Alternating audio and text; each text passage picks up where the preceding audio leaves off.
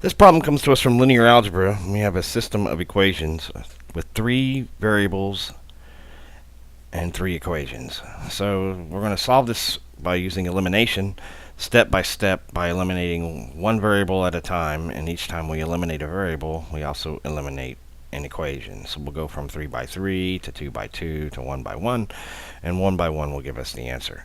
So let's start by eliminating x1 because it has a coefficient of 1. So it'd be easy to eliminate.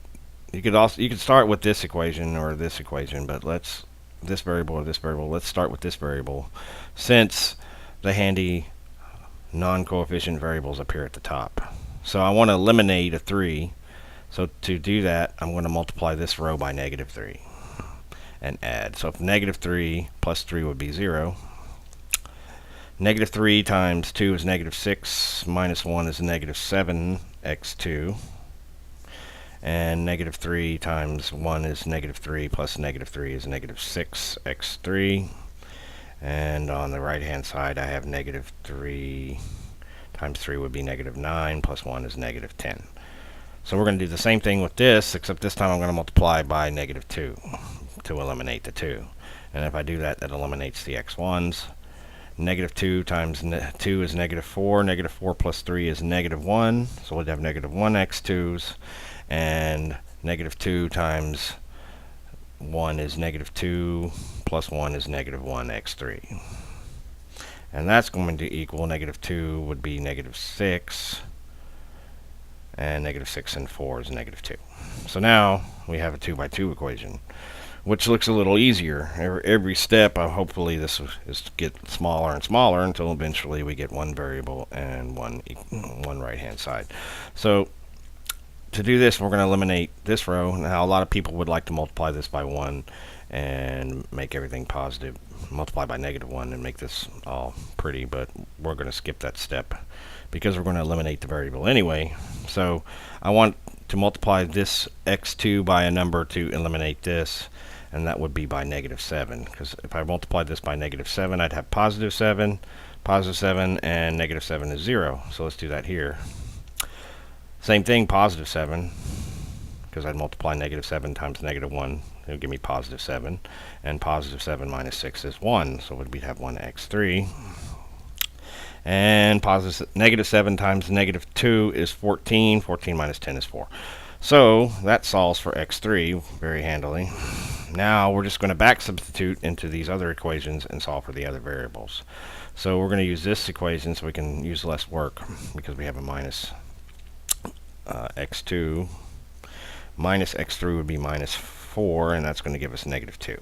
I could use this equation also, but that'd be more work. I'd have to multiply by 7 and 6, and I don't want to do that. I'd rather just plug it in here, and then we'll add 4 to both sides, which would be negative x2 is equal to 2, and then multiply by negative 1 on both sides means x2 is equal to negative 2. So x2 is equal to negative 2. That solves the second variable, and we're going to plug, if you could pick an equation, I think you would pick this one, since that's the less work. Right? You could use either one of these, it doesn't matter.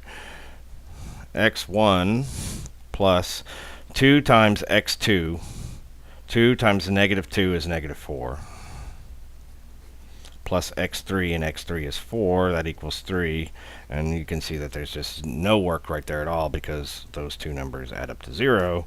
Tells us that x1 is equal to 3.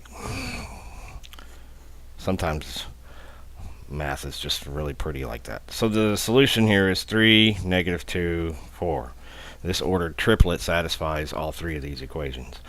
Let's not check all of them. Let's just check one of them. Let's see if it checks the second equation. So if I have 3 times x1 minus plus 2, no, minus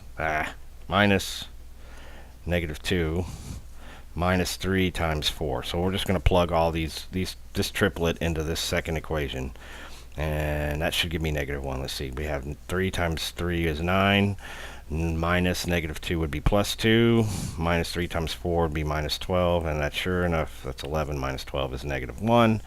Satisfies the second equation, and we know it satisfies the top equation because that's where we solved it from. So let's go ahead and check. 2 times 3, the third equation, plus 3 times negative 2 plus 4. Let's see if this equals 4.